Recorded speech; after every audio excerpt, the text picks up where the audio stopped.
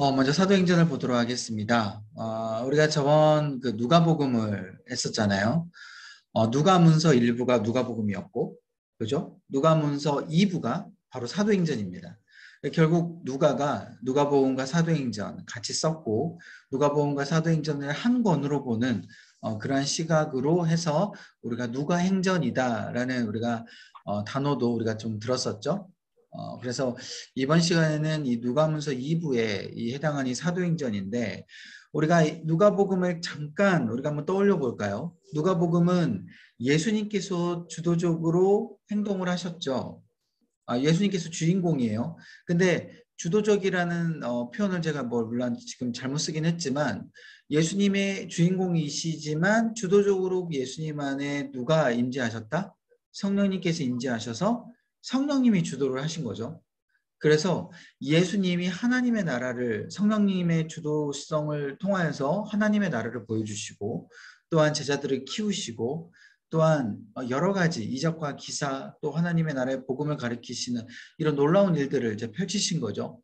그런데 이제 사도행전으로 넘어오게 되면 예수님이 주인공이었고 성령님이 주도적으로 인도하셨다면, 이제는 주인공이 누구로 바뀝니까? 바로 제자들로 바뀌어요. 그래서 누가문서 1부에서는 예수님이 주인공이었다면, 누가문서 2부에서는 바로 제자들이 주인공이 됩니다. 그런데 주도적으로 인도하시는 분은 똑같아요. 바로 성령님. 성령님이 예수님을 인도하시고 이제는 제자들이 인도하시는 이러한 사건으로 이제 넘어가게 되죠. 그래서 여러분들 이렇게 구분해서 이해를 하시면 되겠고요. 그렇기 때문에 제자들이 주인공이기 때문에 예수님이 승천하신 이후의 시간이 됩니다. 예수님이 이제 계시면은 예수님 계속 어차피 주인공으로 하셔야 되니까, 그래서 예수님이 승천하시고 예수님은 퇴장을 하시고 난 이후에 이제 제자들이 마가다락방에서 모여서부터 이제 바로 거기서부터 시작이 되는 거죠. 마가다락방이 바로 초대 교회가 됩니다. 그래서 사도행전은 교회가 중심이 되어서 성령님이 인도하시는 교회의 모습을 보여주게 되고요. 그 교회가 어떻게 하나님의 나라 복음을 전파하게 되는지, 그리고 그 교회를 통해서 하나님께서 어떻게 역사하셨는지를 우리가 보게 되는 게 바로 사도행전이다라는 것이죠. 근데 이제는 이제 지리적인 위치를 여러분들이 생각하셔야 돼요. 자, 여기 보시면 복음의 소식이 예루살렘에서 로마로 전해지는 과정이다라고 펼쳐지게 되었죠. 처음에는 마가다락방에서 교회가 시작이 됐는데, 이게 이제 점점 커지게 나아가게 되는 것이죠.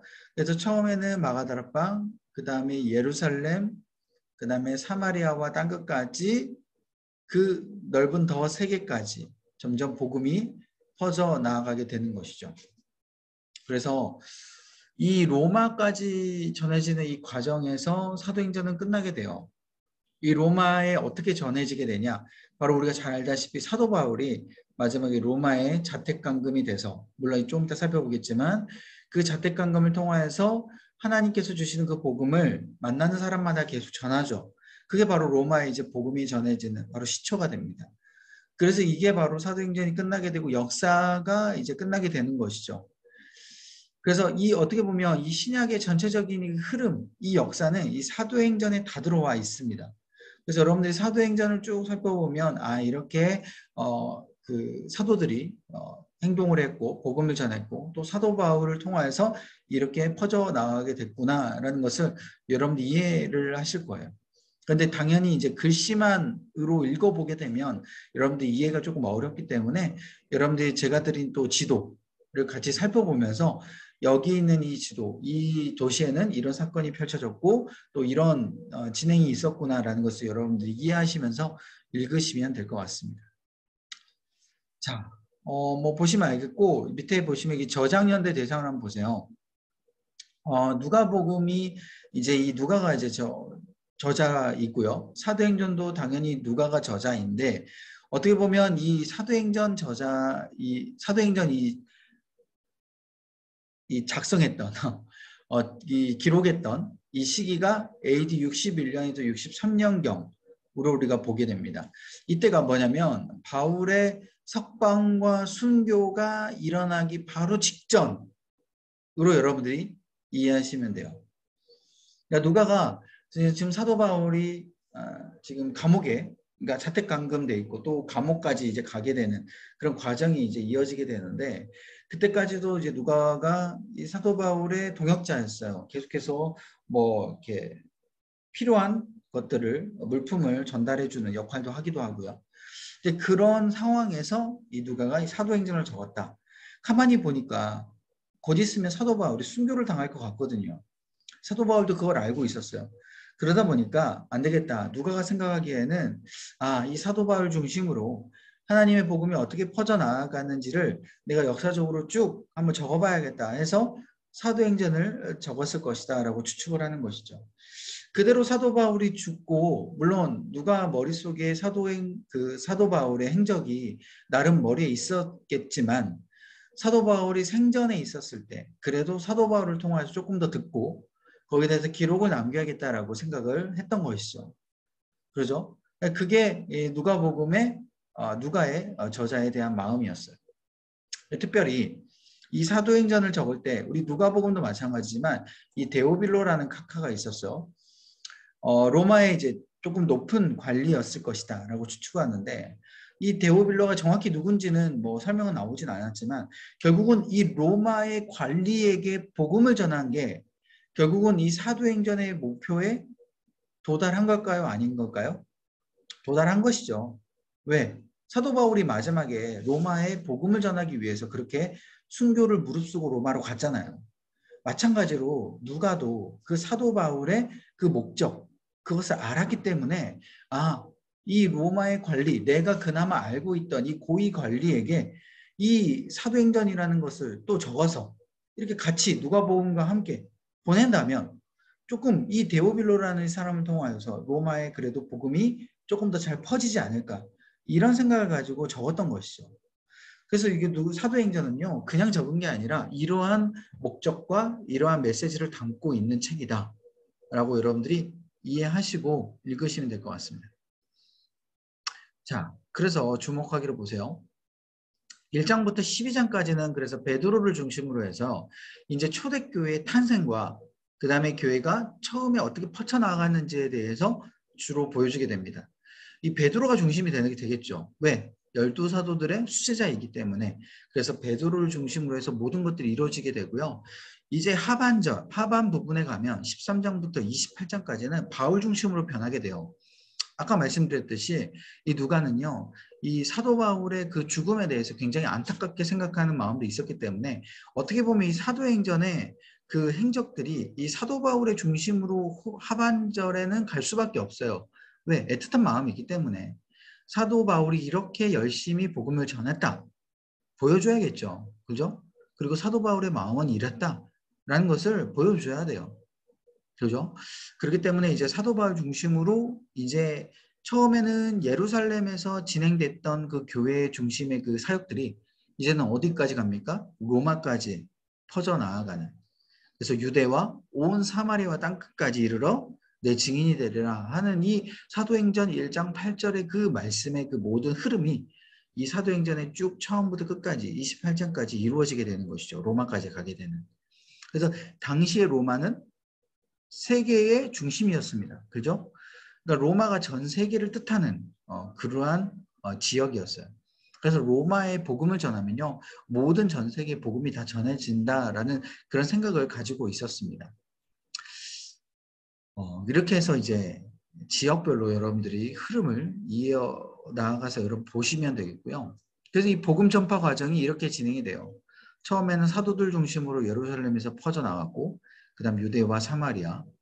근데 이때는 이제 스데반의 순교도 있었고, 또 헬라파 유대인들이 중심이 돼서 우리 유대인들에게 또 사마리아인들에게 복음을 전하자 해서 막 이루어졌다면, 더 나아가서는 이제 이방인 고넬료 백부장이라는 로마의 관리에게도 복음이 전해지기 시작하면서 이제는 더 나아가 사도 바울이 로마로 가고 로마에서 자택감금이 되고 또 복음을 전하는 것까지 이렇게 복음이 쭉 전 세계로 퍼져나가는 이 흐름을 여러분들이 꼭 머릿속에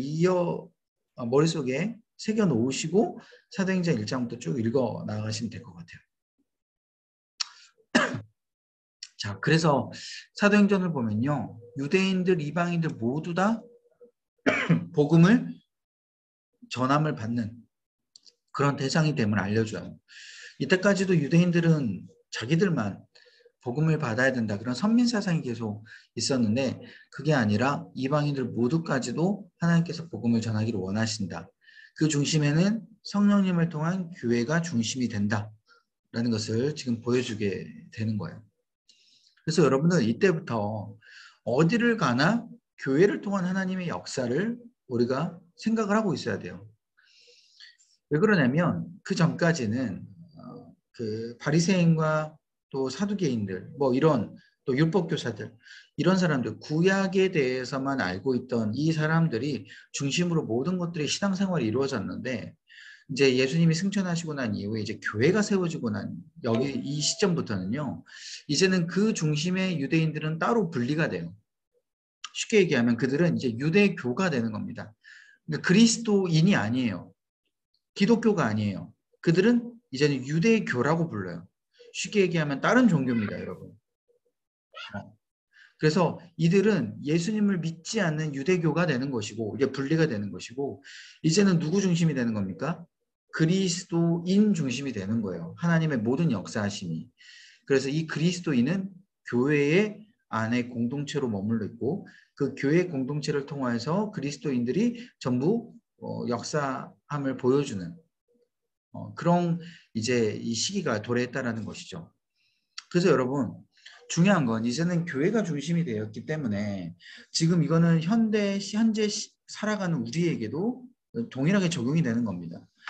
교회가 중심이 되기 때문에 우리에게도 교회 중심으로 하나님의 역사를 우리가 경험할 수 있는 것이지 개개인으로 신앙생활을 한다거나 더더구나 코로나 이 시기 가운데 나 혼자서 신앙생활을 한다는 것 자체가 하나님께서는 바람직하게 보시지 않는 거예요. 그래서 우리가 굳이 이렇게 온라인을 통해서 모임을 하고 또 온라인을 통해서 이렇게 하나님 말씀을 배우는 것 이게 다 하나님의 공동체, 교회 안에 있는 그 하나님의 역사하심이 있기 때문에 우리가 이렇게 하는 것이죠. 그래서 이 사도행전 중심은 바로 이것을 이 교회 중심임을 또 그리스도인 중심임을 하나님께서는 정확하게 보여주게 되는 겁니다. 자, 그러면 이후부터 우리가 좀 간단하게 좀 들어가 볼까요? 이제 문단 내용을 우리가 중심으로 보면 1장 1절부터 6장까지는요. 예루살렘에서부터 시작이 돼요. 그러니까 사도행전은 전반적으로 여러분 다 지리적으로 보시면 돼요. 아까 예루살렘으로 시작된 게 로마로까지 가는 그 확장된 개념이 지금 1장 1절부터 6장까지 예루살렘 시작이 되고 자, 그다음 6장부터는 온 유다 사마리아로 확장이 되고 그다음 9장부터는 이방인들에게 전파되고요. 그다음 12장부터는요. 아시아 그러니까 전도 여행을 이제 바울이 떠나면서 전체적으로 다 진행이 됩니다. 그리고 마지막에 16장 이후부터는 유럽으로 그리고 로마로 이렇게 나아가는 여러분 이 지리를 여러분들이 살펴보시면 돼요. 특별히 어렵지 않아요. 뭔가 많이 제가 적어놓긴 했는데 이것은 다 여러분들이 읽어가시면서 이해할 수 있는 거고요. 자, 특별히 중요한 부분을 여러분들이 좀 설명을 해드릴게요. 먼저 예루살렘에서 시작된 복음을 보시면 아까 말씀드렸죠. 교회 탄생부터 시작이 되겠죠. 마가다락방에서. 그래서 이때는 성령님이 강력하게 임재하십니다. 이거는 인간이 시작한 게 아니라 성령님을 통해서 시작됐다라는 것을 하나님께서 분명히 보여주시기 위해서 성령의 역사가 강력하게 나타나게 되는 것이고요. 그래서 성령님이 역사하시기 때문에 이제는 사람을 세우기 시작을 합니다. 12명의 사도들부터 시작이 되는데 중요한 건 지금 12명의 사도들이 있어요? 없어요? 없죠. 11명이에요. 그죠? 한 명은 어떻게 됐죠? 자살을 하고 죽은 장면을 이렇게 보여주게 됩니다. 그렇기 때문에 가룟 유다가 죽었기 때문에 이제 한 사람을 더 선출을 하자. 그래서 누가 선출이 돼요? 마띠아라는 제자가 선출이 되고 12명의 사도들이 완성이 되고 여기 마가다락방에서 이 12명의 사도들이 이제 기도를 함을 통하여서 이제는 완전히 하나님의 교회가 시작이 됨을 알려지게 되는 것이죠. 자, 그래서 이제 교회가 시작이 됐어요. 근데 점점 사람들이 많아집니다. 믿는 사람들이 많아져요. 성령님이 역사하시니까. 사도 중간에 보면 이 사도 베드로가 중간에 막 설교하면은 막 3천 명이 회개하고 막 그런 일들이 펼쳐지게 되죠. 그런 역사가 일어나니까 어때요? 도저히 이 좁은 공간에서는 하나님의 교회를 운영할 수가 없어요. 그죠? 그리고 자신들의 일도 너무 많아져요. 그렇기 때문에 안 되겠다 싶어가지고 이 12명의 사도들이 막 복음도 전하고 막 사람들 오면은 막 대접도 해야 되고 막 하니까 안 되겠다 싶어가지고 이 12명의 사도들은 말씀 가르치는 것에만 중점적으로 생각을 하고 이 다른 제자들을 세웁니다. 그 다른 제자들이 바로 여러분이 잘 아는 이 7집사님들 스빌분이 디바니라고 여러분 외워주시면 돼요. 특별히 스테반 정도는 여러분 잘 알고 계시죠? 그리고 빌립 집사님 정도까지는 여러분 알고 있어야 돼요. 그죠? 이 스빌분이 디바니 이 7집사님들이 이제는 행정적인 일 그리고 사람들이 왔을 때 대접하고 구제하는 사역들을 같이 펼쳐지게 돼요. 그래서 이렇게 행정적인 일과 모양적인 일이 분리가 됐구나라고 여러분들이 이해하시고 교회 체계가 점점 작아 나아가는 모습을 여러분들이 보시게 될 겁니다. 특별히 이 7집사님들이 세워주고 열심히 하는데 그 다음에 누가 펼쳐지게 됩니까? 스데반 집사님이 순교를 해버려요. 갑자기. 어떻게 보면 우리 입장에서 보면 스테반 집사님이 너무 믿음이 좋고 신실하신데 어떻게 하나님께서 이 스테반 집사님을 왜 이렇게 빨리 데려가시나 라고 우리가 안타깝게 생각할 수 있는데 그게 아니라 스테반 집사님이 순교함을 통하여서 어떤 역사가 이제 펼쳐지게 되냐면 바로 복음의 전파가 이루어지게 돼요. 왜 복음의 전파가 이루어지게 되냐? 왜? 아까 말씀드렸죠. 이제 그리스도인들 중심으로 하나님의 역사가 일어나고 이제 그리스도교가 생겨나게 됐는데 원래 유대교 아까 말씀드렸던 뭐 바리새인들, 율법교사들 막 구약만 믿고 있었던 이런 유대교인 사람들이 당연히 이 그리스도인 사람들을 핍박을 하겠죠. 예수님을 믿지 못하게끔 한단 말이에요. 특별히 그 중에서 이 예수님을 믿지 못하게 앞장섰던 사람이 누구예요? 우리가 잘 알고 있는 사도 바울이라는 이 사람입니다. 처음에는 사도 바울이 아니죠. 사울이었어요.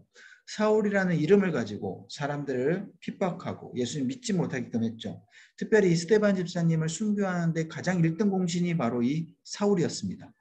결국 이런 박해했던 사람들이 이제 스데반 집사님이 순교를 하고 난 이후부터 박해가 갑자기 엄청나게 심해졌어요. 그래서 그리스도인 사람들이 어떻게 돼요? 가만히 뭉쳐있지 못하니까 뿔뿔이 흩어지게 된 거죠. 그래서 여기서부터 디아스포라라는 용어가 생겨지게 된 거예요. 디아스포라. 제가 적진 않았어요. 디아스포라가 무슨 뜻일까요? 전 세계에 흩어져 있는 그리스도인들을 뜻하는 게 바로 디아스포라입니다. 그래서 결국 박해를 통하여서 그리스도인들이 흩어지게 되니까 그 흩어진 그 장소에서 무엇이 일어날까요? 복음이 전해지게 된 거예요. 그래서 여러분 여기서부터 우리가 선교에 대한 중요성이 우리가 알게 된 거죠. 왜? 우리가 하나님 믿고 우리만 잘 먹고 잘 살자고 해서 교회에서만 똘똘 뭉쳐지게 되면 어떻게 돼요? 복음이 전해지지 않습니다. 그래서 우리가 어때요? 교회 울타리 안에만 있는 게 아니라 우리가 있는 각 일터, 있는 그 곳곳에서 우리가 퍼져나가서 그곳에서 복음을 전하고 다시 교회에 들어와서 하나님의 말씀을 듣고 그래서 여러분 우리가 예전에 우리 담임 목사님이 교회는 어떤 곳이냐라는 것을 이야기했을 때 주유소 교회라는 이야기를 했어요. 주유소 교회. 이해되세요? 기억나세요? 주유소가 어떤 곳이에요? 차가 들어와서 기름을 넣고 다시 가는 곳이잖아요. 마찬가지로 주유소가 교회 같다라는 거예요. 우리가 평상시에는 흩어져서 복음을 전하다가 교회 와서 어떻게 해요?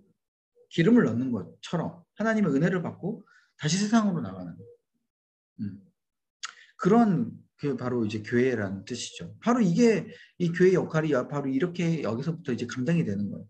그래서 모든 제자들이 온 유대와 사마리아까지 막 뿔뿔이 흩어지고 복음을 전하고요. 막 그때 이 빌립 집사님이 사마리아 사람들에게 복음을 전하다가 내려오면서 최초로 이방인에게 복음을 전하는 사건이 펼쳐지게 돼요. 에디오피아라는 그 왕을 모셨던 그 내시, 지금으로 따지자면 청와대 비서실장 정도 되는 그 높은 위치에 있는 그 내시에게 뭐예요? 복음을 전합니다.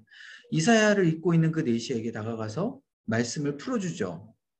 그래서 이 에디오피아 내시가 복음을 깨닫고 에디오피아로 돌아가 가지고 어때요? 복음을 전하는 놀라운 일들이 사역들이 펼쳐지게 되는 것이죠. 빌립이 너무 마음이 좋은 거예요. 그래서 빌립이 내가 이 에디오피아의 내시에게 하나님 복음을 전했다라고 막 알립니다. 그런 상황에서 이때 사울이 회심하는 놀라운 사건이 펼쳐지게 돼요. 사울이 여전히 그리스도인들을 잡으러 가다가 어때요? 다소라는 곳에서 예수님을 만나죠. 사울아 사울아 너가 왜 나를 핍박하느냐. 놀래가지고 그때부터 눈이 멀고 사도 바울은 들어가서 집안에 틀어박혀가지고 회개 기도를 계속하게 됩니다. 그래서 이때 사도 바울이 회심하는 장면이 나타나게 되고 이때까지는 사도 바울이 아직 중심으로 나타나지 않았기 때문에 아직까지는 빌립과 베드로를 중심으로 복음과 사역이 계속해서 이방인들이 펼쳐지게 되는 것이죠. 그래서 여러분 중요한 건 뭐냐면 역할이 다 달라요. 뭐 이후에 이야기하겠지만 사도 바울이요 나중에 회심하고 나서 누구를 대상으로 복음을 전하냐 바로 이방인들을 대상으로 복음을 전해요. 그런데 빌립과 베드로 이런 원래 있었던 사람들은 원래 유대인들 그리고 사마리아 사람들에게 복음을 전하는 역할을 맡게 됩니다. 그래서 완전 이방인에게 복음을 전하는 사도 바울과 유대와 사마리아인에게 복음을 전하는 이 베드로 또 제자들 역할이 다르죠. 사명이 다른 거예요.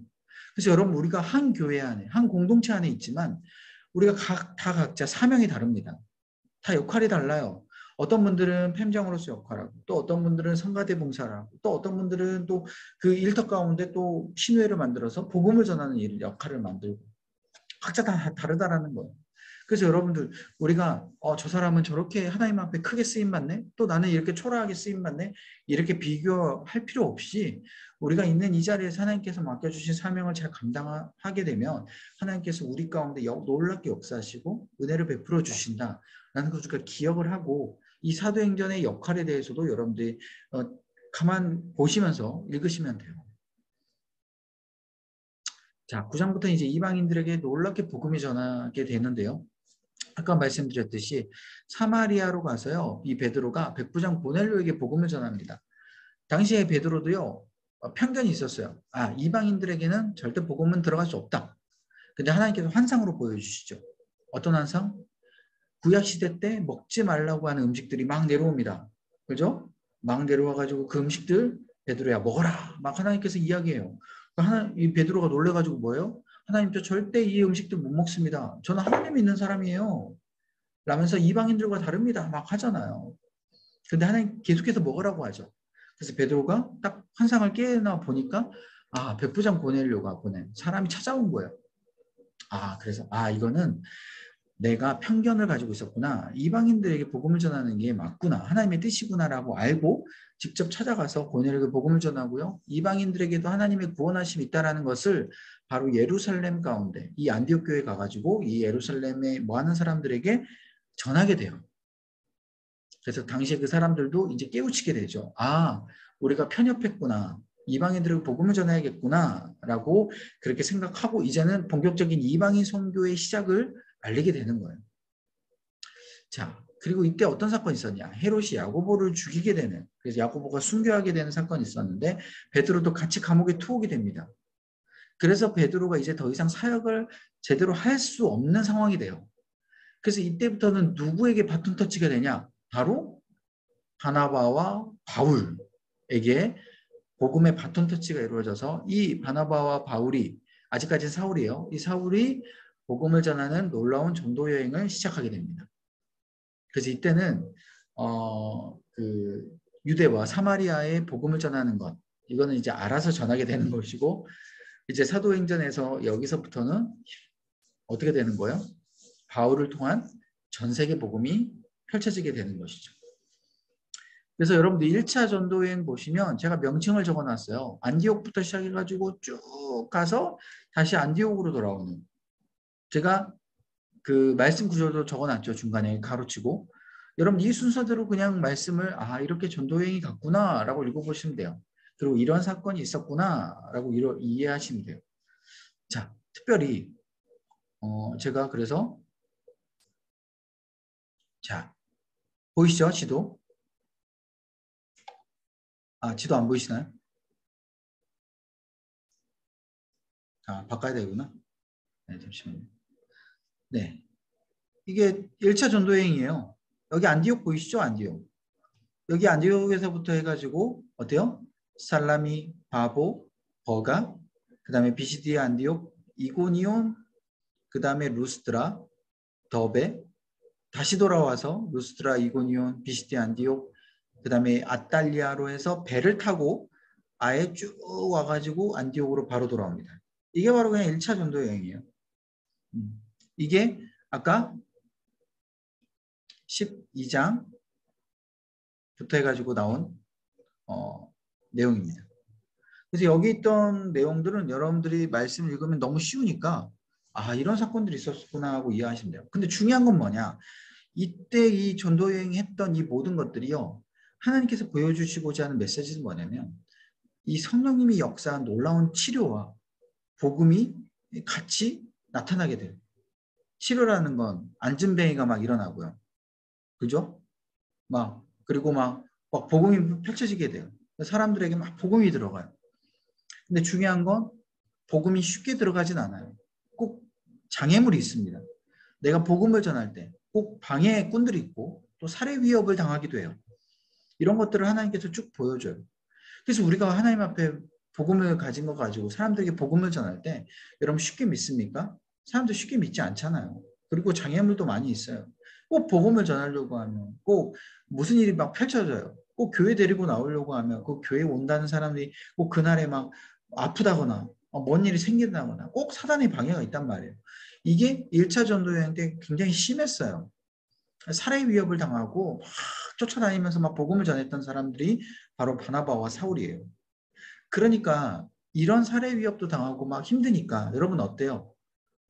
이 마가라는 이 형제도 같이 갔어요. 마가. 우리가 잘 아는 마가복음을 쓴 마가. 이 마가가 1차 전도여행을 같이 갔는데 가다가 어때요? 다시 돌아와 버린 거예요. 힘드니까. 그래서 사도 바울이 엄청 열받아 했어요. 아니 어떻게 복음을 전하고 가다가 그 힘들다고 그냥 돌아오냐.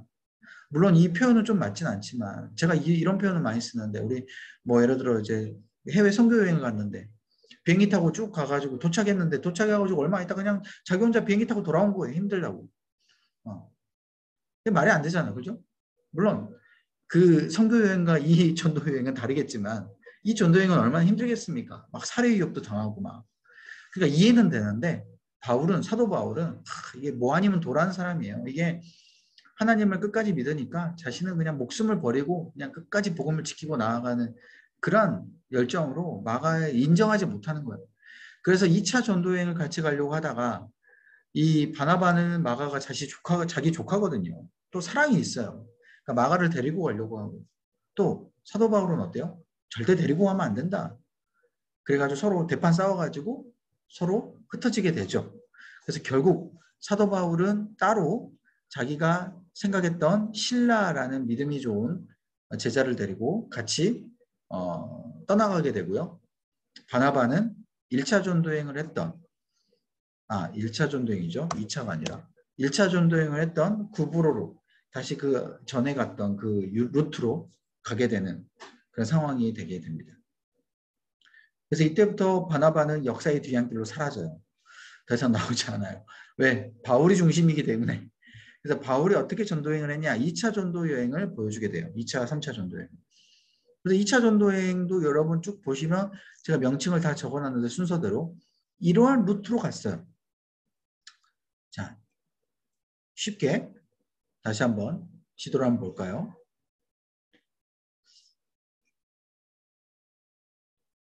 자, 2차 전도여행 그 지도를 보세요. 이제 조금 더 넓어졌습니다. 1차 전도여행보다 더 범위가 넓어졌어요. 자, 똑같이 안디옥에서 이제 시작이 돼요. 다소, 더베, 이 화살표들을 쭉 보시면 돼요. 루스트라, 비시디, 안디옥까지는 1차 전도여행 때 거의 갔던 지역하고 비슷한데 이때부터는 완전히 소아시아 위로 올라가 버려요. 그래서 쭉 올라가가지고 저기 드로아. 이 드로아에서는 어떤 일들이 펼쳐지게 됩니까? 마게도니아로 와라. 막 사람이 막 전도하러 오십시오라는 그런 막 환상을 보게 돼요. 근데 원래는 사도 바울이 드로아에서 저쪽 빌립보 막 이쪽으로 가려고 했던 게 아니라 다시 아래로 내려오려고 했어요. 이 에베소 지방으로. 그래서 소아시아 이 지역에서 전도를 하려고 했어요. 그런데 환상을 보니까 안 되겠다. 하나님께서 나를 저쪽 마게도니아 지방으로 인도하시는구나. 깨닫고 사모드락의 섬, 그 다음에 네아폴리, 빌립보, 그 다음에 이쪽으로 쭉 베레아에서 내려와가지고 쭉 어떻게 해요? 아테네, 고린도 이까지 쭉 내려오게 돼요. 그래서 이때 모든 2차 전도여행 때 거의 이때 교회가 세워지게 돼요. 예를 들면 어떤 교회요? 빌립보 교회, 여러분 잘 알고 있는 빌립보 교회, 또 베레아 교회도 세워지는데 베레아는 뭐 이렇게 서신서는 없죠. 그리고 쭉 내려오면 아테네. 아테네 여기서 뭐가 있었을까요? 막 사람들이 복음을 전하는. 그래서 이 고린도 교회가 이때 여기에 이게 세워지게 되는 것이죠. 그래서 다시 오면은 또 에베소. 에베소 교회에서 여기 세워지는 거예요. 그래서 쭉 배를 타고 다시 밑으로 쭉 내려와서 예루살렘으로 돌아오는. 그래서 다메섹 다시 올라와서 안디옥에서 다시 3차 여행이 이렇게 시작이 되는데, 그래서 이 2차 전도 여행이 중요한 게 이때 교회들이 많이 세워졌고 이때 사도 바울이 조금씩 복음을 전하고 다 움직였구나라는 걸 생각해 보시면 돼요. 자, 그래서 중요한 건 뭐냐면 이 2차 전도 여행 때 이때 그 교회에 했던 이 모든 것들, 특별히 이 고린도 교회를 세우면서 1년 6개월 가장 많이 머물렀는데, 이때 아굴라, 브리스길라, 뭐 동역자도 만나고요. 이때 우리가 조금 이따 서신서를 살펴보겠지만 어때요? 데살로니가 전후서 막 이런 것들도 쓰여지게 된 거죠. 처음에 이제 서신서가 쓰여지게 된 겁니다. 자, 3차 전도여행도 비슷해요. 3차 전도여행도 여러분들 지도 보시면 알겠지만 이렇게 쭉 이어져 가는데, 뭐 이때도 골로새 교회가 세워지고, 이때 에베소 교회가 2차 전도여행 때 잠깐 세워지게 됐지만 이때 제대로 2년 동안 머물면서 에베소 교회를 이제 키운 것이죠. 그리고 고린도전서를 쓰고 디모데와 에라스도 두 사람을 또 마게도냐로 보내는 뭐 이런 장면들. 그러니까 2차 전도여행 때 세웠던 교회들을 3차 전도여행 때 새롭게 메신저를 보내기도 하고 소식을 듣기도 하는 이러한 3차 전도여행 때 일들이 일어나게 됩니다. 왜냐? 2차 전도여행 때 교회를 세웠으니까 더 이상 그 2차 전도여행 그 교회들이 어떻게 지내는지를 궁금하잖아요. 그러니까 막 신라도 보내기도 하고 디모데도 보내기도 하고 막 이런 서신서를 쓰기도 하고 이런 것들이 3차 전도여행 때 막 주로 일어나게 된 거예요. 그러니까 여러분 생각했을 때 2차 전도여행 때는 교회들이 많이 세워졌고, 그리고 3차 전도여행 때는 서신서들이 주로 많이 쓰여졌다 라고 여러분들이 이해하시고 여러분들이 이 순서대로 읽어가시면 될 것 같습니다. 그렇죠? 재밌죠? 네. 특별히 여러분 19장 17절에 보면 이 밀레도 고별 설교라고 해가지고 에베소 장로들을 다 불러 모아서 마지막 유언 같은 고별 설교를 이제 사도 바울이 하게 되거든요. 왜 이게 고별 설교냐면 이제는 3차 전도여행 때 돌아오게 되고 이제 사도 바울이 로마로 가려고 생각을 해요. 로마. 아까 말씀드렸듯이. 근데 사도 바울은 이미 다 알고 있었어요. 내가 로마로 가면 이젠 죽겠구나. 이젠 더 이상 여기에 올 수 없겠구나. 그래서 에베소 장로들을 다 모아놓고 여기서 고별 설교를 하게 됩니다. 나는 앞으로 이제 못 돌아올 것이다. 그런데 나는 못 돌아온다고 할지라도 나는 하나님의 복음을 끝까지 로마로 가서 난 전할 것이다. 막 눈물로써 에베소 장로들이 다 말리죠. 가지 말라고. 그런데 사도 바울은 끝까지 자신의 이 계획을 관철시켜서 끝까지 가는 모습을 보게 됩니다. 대단하죠. 그래서 이 밀레도 고별 설교가 참 여러분들 그냥 읽지 마시고 이 여러분들이 사도 바울이라고 생각하고 또 여러분들 에베소 장로의 입장으로 한번 이 고별 설교를 한번 읽어보세요. 참 마음이 정말 짠해요. 어떻게 보면 너무 담담하게 이야기는 하지만 오히려 담담하게 이야기하면 더 마음이 슬프지 않습니까? 그렇죠? 그러니까 그런 부분들이 참 녹아져 있어요. 여기에. 자, 그 다음 20장부터는 이제 3차 전도여행이 끝나고 사도 바울이 돌아왔죠. 선교복을 하고 난 이후에 바로 벨리스 총독에게 붙잡히게 됩니다. 이때 이제 로마로 가게 되는 이제 전초전이 시작이 되는데 원래는 이 사도 바울이 어떤 사람이었냐? 로마 시민권자였어요. 원래 붙잡히면요. 그냥 그 즉결 총독이 그냥 처형하거나 뭐 판결해가지고 그냥 할 수 있어요. 그런데 로마 시민권자들은 달라요. 자신이 로마 시민권자가 있으면 당당하게 총독에게 요구할 수 있습니다. 나는 지금 총독에게 재판받지 않고 나는 오직 로마 황제에게 재판받고 싶습니다.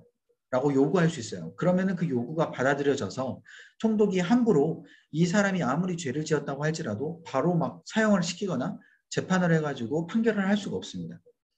당연히 사도 바울이 그걸 알았죠. 그래서 이 로마 시민권자의 그 찬스를 써버려요. 그래서 어떻게 가냐? 로마로 들어가게 됩니다. 나는 호랑이 굴로 들어가겠다.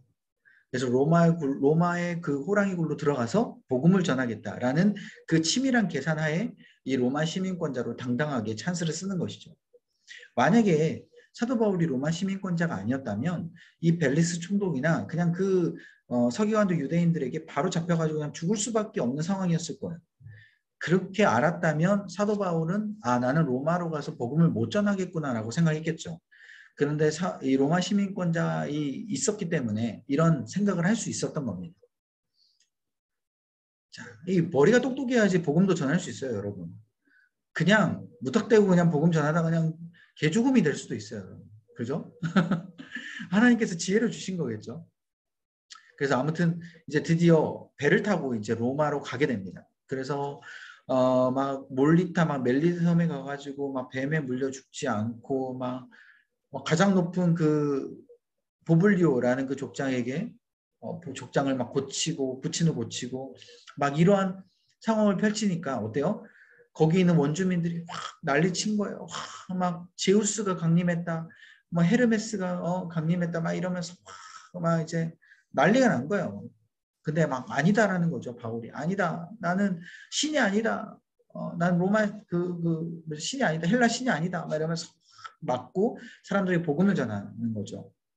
그래서 사람들이 복음을 믿고 그래서 로마로 드디어 들어가게 됩니다. 들어가서 2년간 복음을 전하게 되죠. 이때는 자택 구금으로 거의 2년 가까이 있다가 막판에 감옥으로 이송이 돼요. 그러니까 자택 구금에 거의 2년 가까이 되는 이 시간들은요. 로마로 복음을 전하는 아주 귀한 시간이었어요. 그래서 만나는 사람들이 굉장히 많았습니다. 여러분 자택 구금이 돼도요. 나는 움직이진 못해도 사람들이 많이 찾아오는 건 막진 않아요. 그렇기 때문에 사람이 찾아와서 면회 가능하고 막 이런 것들이 가능하기 때문에 그 로마 황제 만나기 전까지 이때는 자택복음이 돼서 복음을 열심히 전합니다. 이때 복음이 많이 퍼져나가는 것이죠. 그래서 결국 2년 뒤에 바울은 이제 이후에 순교가 되는데 아까 말씀드렸듯이 누가는 이 순교되는 장면은 적지 않았어요. 그래서 어떻게 끝나냐? 28장 31절 하나님의 나라를 전파하며 주 예수 그리스도에 관한 모든 것을 담대하게 거침없이 가르치더라 라고 해서 끝나는데 이게 뭐예요? 하나님의 복음이 끝나지 않았다라는 사실을 암시하는 거죠. 하나님의 복음이 바울이 죽음을 통하여서 끝난 게 아니다. 바울은 죽었지만 순교했지만 결국 바울이 전했던 이 모든 복음들은 결국 전 세계에 더 퍼지고 하나님의 나라는 임할 것이다. 그러니까 우리가 어떻게 해야 돼요? 사도행전은 끝나지 않았으니까 우리가 복음을 전해야 된다라는 것을 알려주게 되는 것이죠. 이렇게 해서 사도행전이 끝나게 됩니다. 그래서 여러분들 우리가 계속 이야기하잖아요. 사도행전 29장을 우리는 지금 살아가고 있다. 그죠? 우리 사도행전 29장을 쓰고 있다라고 이야기를 합니다. 여러분들이 지금 다 사도행전 29장을 쓰고 있는 거예요. 내가 살면서 복음을 전하는 모든 것들. 그래서 여러분들 이 다음에 천국 가서 하나님께서 너 뭐 하다 왔냐? 그러면 주님, 전 사도행전 29장 쓰고 왔습니다. 사도 바울 연결해서 저는 복음을 전하고 왔습니다. 이게 당당하게 말할 수 있는 우리의 삶이 돼야 되는 거죠.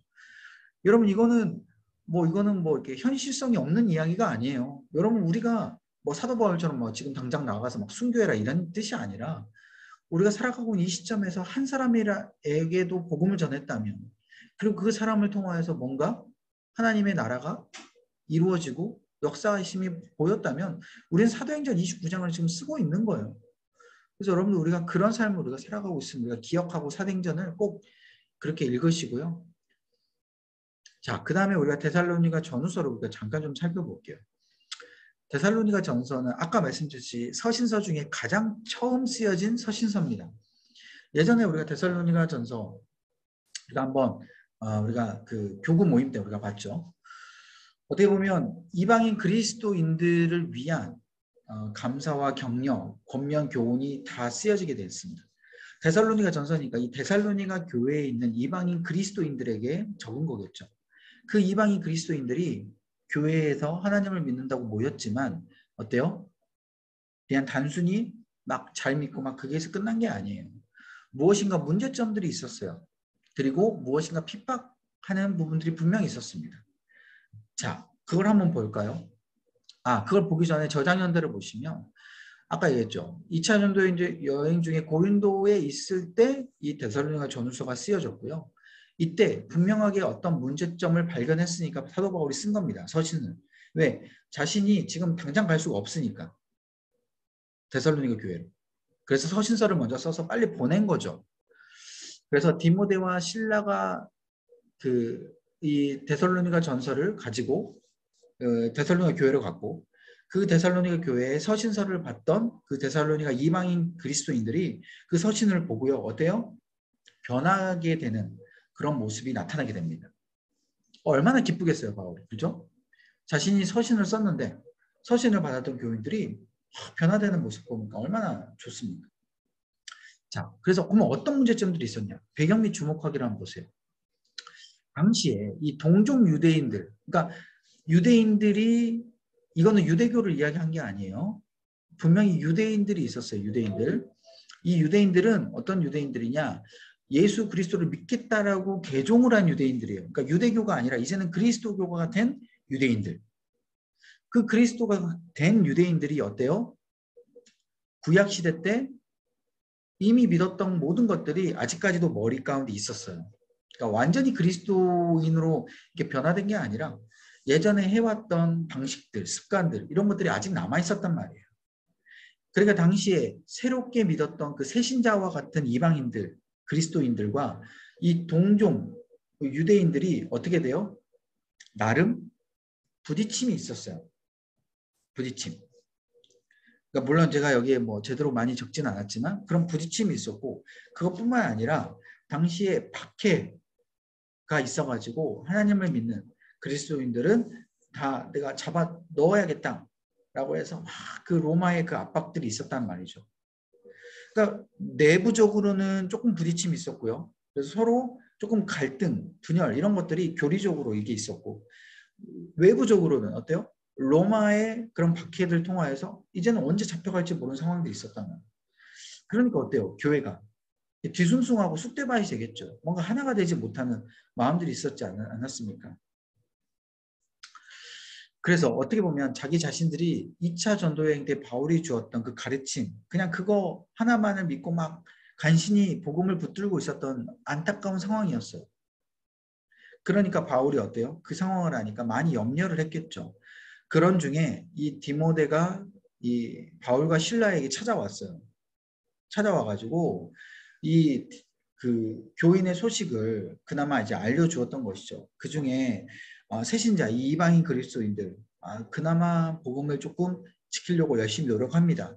2차 전도행 바울님이 전해주었던 그 복음을 끝까지 붙들려고 합니다. 이런 것들이 어느 정도 희망적인 소식이 들려왔던 것이죠. 그래서 바울이 기뻤던 거예요. 그래서 안 되겠다.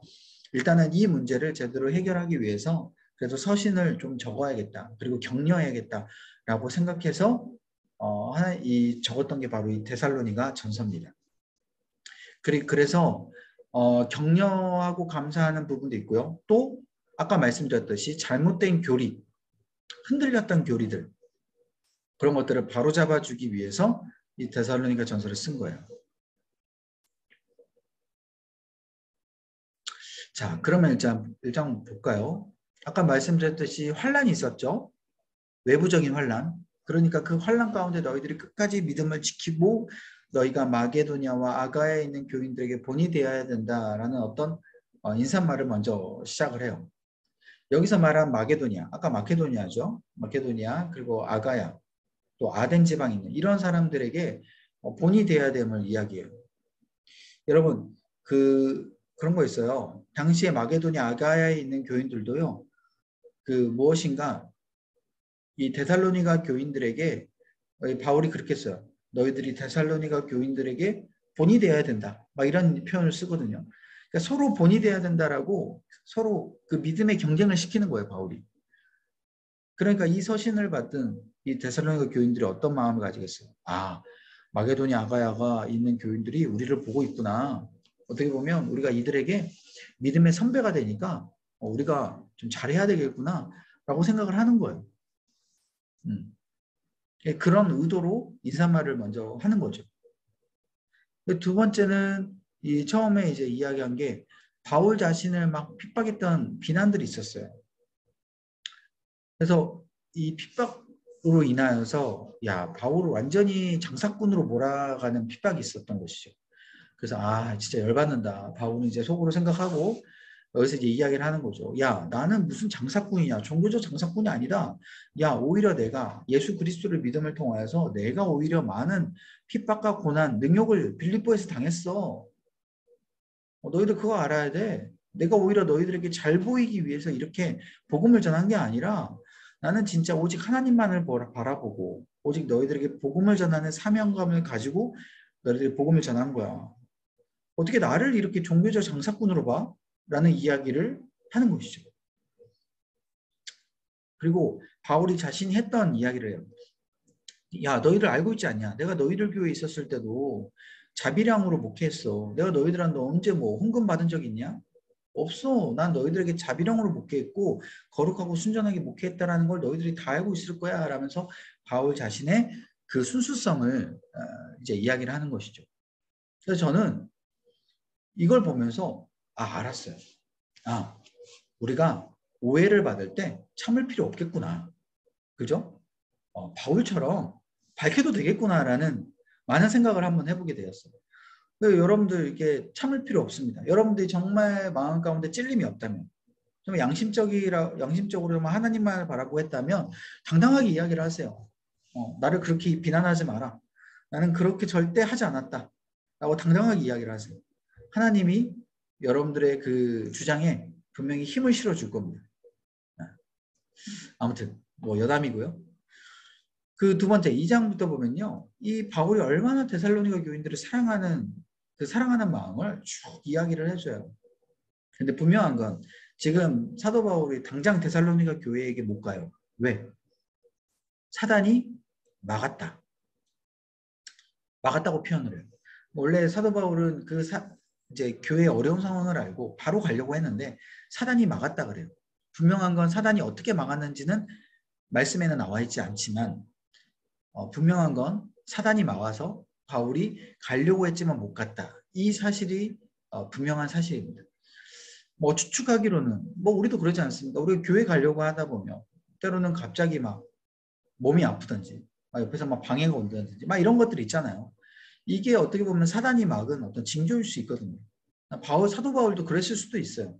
그래서 그런 추측을 좀 해보는 거고요. 그래서 사도 바울은 데살로니가 교회를 못 가기 때문에 이 편지를 씀을 통하여서 야, 내가 지금 너희들한테 정말 가고 싶은 이 사랑의 마음 너희가 좀 알았으면 좋겠다. 그리고 내가 고난 중에 얼마나 믿음을 잘 지키고 있는지 너희들이 조금 알았으면 좋겠다 하면서 이 디모데를 통하여서 내가 너희들의 소식을 다 들었고 내가 위로를 받았다 하면서 막 이야기를 쭉 해주는 거예요. 그 다음 4장은요. 이제 사도 바울이 당당하게 이야기합니다. 너희들 지금 교리 문제로서 또 막 헬라 문화가 들어와서 이 성적인 이 거룩함을 너희들 못 지키고 있는데 이제부터는 너희들 거룩함을 지켜야 된다. 하면서 교리적인 부분을 이제 이야기를 해주죠. 그래서 특히 일부 다처제의 문화가 당시에 만연해 있지 않았습니까? 너희들 일부 다처제의 문화 가운데 너희들 하나님 이거는 좋아하지 않으신다. 내가 남자와 여자 1대1로 하나님께서 만나게 하셨고 또 아담과 하와를 또 이야기를 하면서 또 그렇게 이야기를 하는 것이죠. 그래서 결국 남편과 아내 이 부부 간의 이런 아름다운 가정에 대한 모습 이것을 이야기를 하고 있어요. 특별히 아내를 막 무조건 일부 다처제니까 어때요? 아내를 함부로 대하지 않습니까? 그죠? 남성 우월주의 때문에 아내를 막 자기들 마음대로 버려버리고 막 이혼하고 이런 것들을 제발 그렇게 하지 말고 거룩함으로 아내를 대하라 라고 사도 바울이 정확하게 이야기를 해주고 있어요. 이 당시에 뭐 바람 피는 건 뭐 문제도 아니죠. 그죠? 이 바람이라고 할 수 없는 거죠. 이때는. 너무나도 합법적인 부분이기 때문에. 그 사도 바울이 거기에 대해서 이야기를 하는 거고. 사장에서 이제 먼저 그럼에도 불구하고 너희들 교인들은 너무 잘하고 있다. 형제 사랑을 너무 잘해주고 있다. 특히 이 마게도냐에서 온 교인들이 너희들의 교회에 방문을 했을 때 너희들 잘 대해줬구나. 뭐 이런 소식을 들었던 것 같아요. 그래서 사도 바울이 너무 많이 이제 칭찬을 하고 있고 계속해서 그렇게 사랑을 좀 대해달라라고 이야기를 하고 있고요. 또 이때는 이제 좀 그 교리에 대해서 또 이야기해요. 크게 두 가지. 죽은 그리스도인의 미래. 그 다음에 그리스도의 재림. 죽은 그리스도인이 어떻게 되냐? 여러분 어떻게 돼요? 죽은 그리스도인들은? 당시에는 몰랐어요. 내 형제가 죽었으면 그 형제가 어떻게 되는지, 도대체 뭐 천국에 가기 전에 뭐 어디에 가게 되는 건지 막 이런 것들을 정확하게 몰랐단 말이에요. 그런데 일단은 죽은 형제는 자고 있다라는 표현을 했습니다. 잔다. 그래서 우리가 이 몸을 입고 죽으면 과학적으로는 이 몸은 썩어 없어지지만 어때요? 우리 영이 자고 있다라는 표현을 해서 우리는 저 끝날에 하나님이 재림 때에 다시 자는 우리의 영혼이 깨어나서 하나님과 저 천국 가운데 하나님의 나라 가운데 영원히 사는 그런 표현을 지금 해주고 있는 거예요. 그래서 여러분들 이 데살로니가 전서의 이 교리적인 부분을 우리가 꼭 제대로 이해하고 있어야 돼요. 아, 우리가 죽게 되면 지금 당장 무엇인가 막 뭐 일어나고 그런 게 아니라 우리 몸은 썩어져 죽지만 우리 영혼은 자고 있구나. 예수님 안에서 자고 있구나. 평안하게 쉬고 있구나.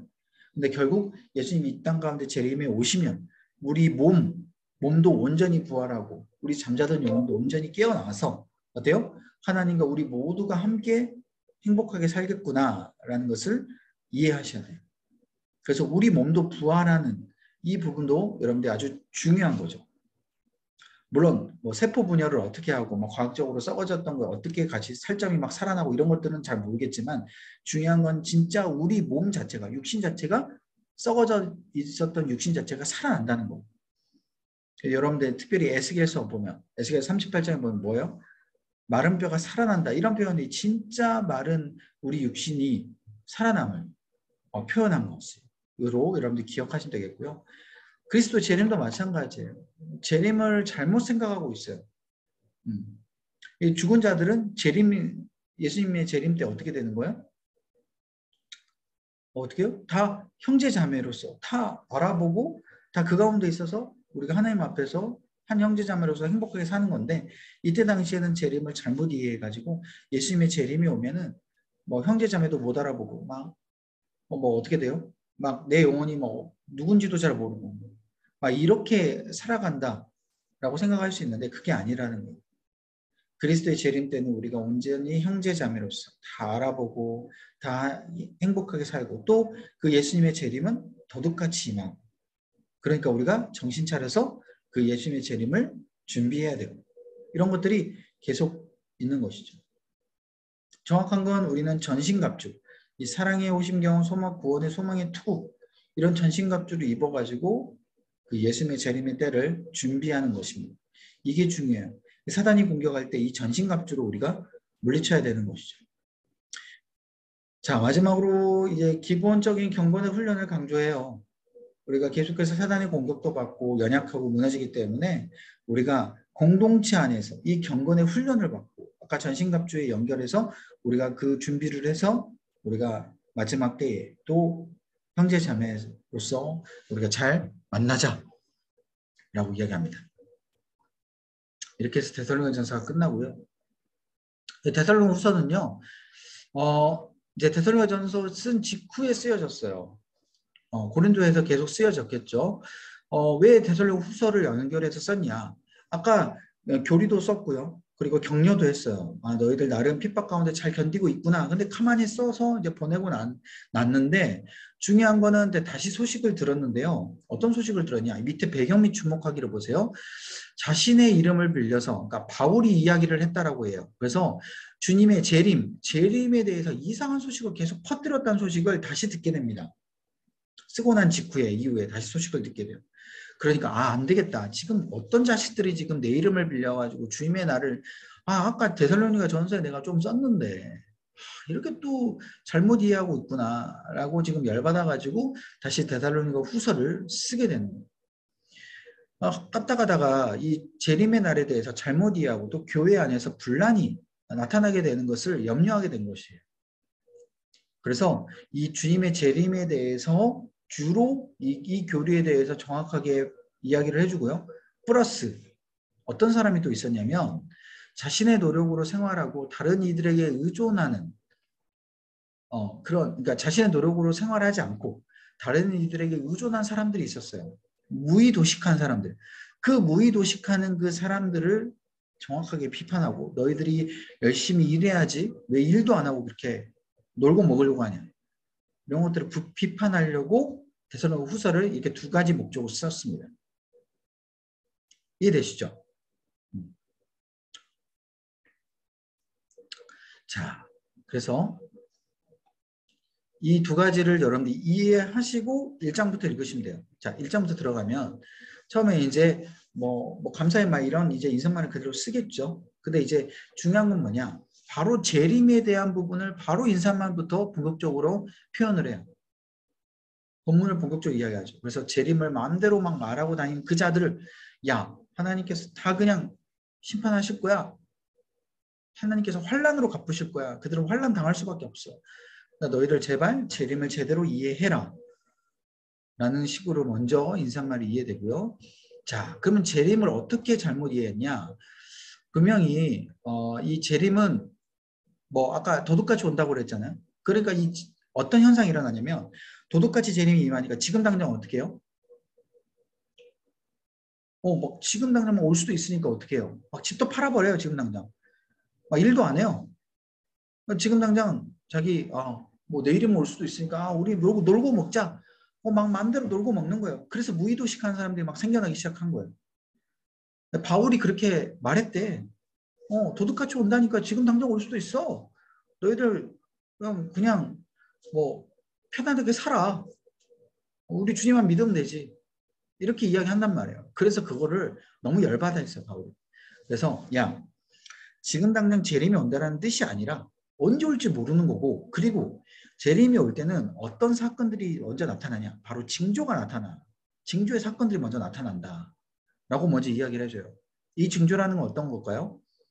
막 곳곳에 지진이 일어나고 기근이 일어나고 막 난리와 막 전쟁이 일어나는 막 이런 혼란스러운 상황들이 카오스에 대한 상황들이 막 이 땅 가운데 나타났을 때 이게 바로 곧 있으면 재림이 오실 수 있겠구나라고 판단할 수 있는 징조다라는 거예요. 너희들이 이런 징조가 와야지만이 재림이 오니까 그 전까지는 어떻게 해요? 너희들 제발 열심히 살아라. 그죠? 너희들 제발 이 땅 가운데 하나님의 사명을 제발 제일 열심히 이루어라 라고 바울이 이야기를 해주는 거예요. 그리고 특별히 그 징조의 재림 중에 이 불법의 사람, 이 멸망의 아들이라는 표현을 했는데 이 불법의 사람은 이제 사단을 이제 칭한 거예요. 그러니까 사단이 육신의 몸을 입고 육신의 몸을 입혔다라는 표현 좀 그렇지만 아무튼 육신에 들어와 가지고 어떻게 해요? 현혹하는 거예요. 지금 이단들처럼 뭐 신천지나 구원파나 막 이런 사람들처럼 현혹을 하는 거예요. 내가 바로 예수다. 내가 바로 재림의 아들, 재림이다. 재림하는 그 하나님의 아들이다. 라면서 막 사람들 현혹하고 메시아가 왔다라고 막 이야기하고 제발 이런 사람들 현혹되지 말고 이런 사람들은 하나님께서 바로 그냥 친히 죽여버리신다. 그리고 하나님께서 재림 때 역사하신다. 그러니까 이런 사람들을 나타나면 너희들 현혹되지 말아라. 이게 바로 재림의 징조다라는 것을 알려주고 있어요. 그래서 여러분 이 재림의 징조를 우리가 보면 어때요? 지금 이 시기도요. 조금씩 재림의 징조가 재림이 가까워져 오고 있구나라는 생각을 좀 해보지 않습니까, 여러분? 그죠? 이단들이 판치기 시작을 했고, 그죠? 뭐 우크라이나 뭐 내전, 러시아와 우크라이나 뭐 전쟁 뭐 이런 발발 뭐 뿐만 아니라 각 저기 뭐 아프리카에서나 뭐 중동에서나 계속해서 전쟁이 일어나는 이런 모습들을 보면 또 기근이 계속 이어져 가는 모습을 보면 징조가 조금씩 나타나기 시작을 한다. 이런 생각을 우리가 해볼 수 있는 거죠. 추측을 해볼 수 있는 거죠. 자, 그래서 이제 2장부터 보게 되면요. 이런 데살로니가 교인들을 앞서서 우리가 이 불의한 자들을 대조하면서 이 격려를 계속 해주고 있어요. 너희들 이런 불의한 자들 따르지 말고 힘내라.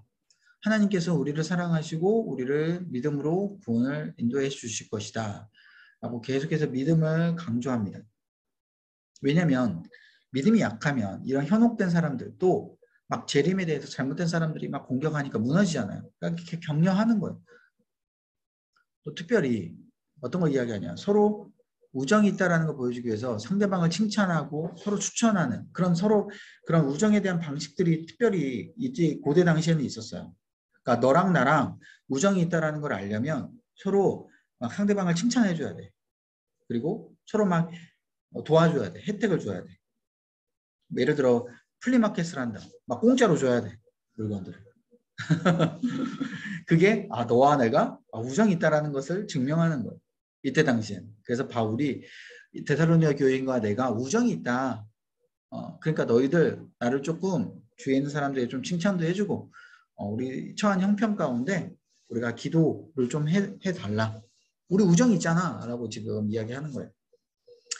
그 다음에 우리 3장 6절 보면 이제 마지막 이 게으르고 아무 일도 하지 않고 그냥 재림 오니까 뭐 이 세상에서 사는 게 뭔 소용이 있냐라고 생각하는 이런 사람들에게 아주 가차없이 뭐라 그래요? 유명한 명언. 일하기 싫거든 먹지도 말라라고 이야기하죠. 이게 바울 선생님이 먼저 했는데, 그죠? 우리 선지자가 먼저 했는데 왜 세상 사람들이 이런 것을 따라하는지 모르겠어요. 아무튼 그래서 이 바울의 유명한 이 말씀을 하게 되고요. 그래서 결국 폐를 끼치는 사람들 그리고 막 그 달라붙어서 얻어먹는 사람들 그런 사람들이 이제 훈계를 합니다. 그리고 훈계를 하지만 결국 결론은 뭐예요? 원수로서 대하는 것이 아니라 대신 너희들을 그 사람들에게 형제와 자매로서 그래도 안타깝게 생각을 해라 라고 밝히고 있죠. 여러분 어떻게 보면은 막 비판해놓고 그래도 그들을 사랑으로 대해라 라고 바울이 이야기를 합니다.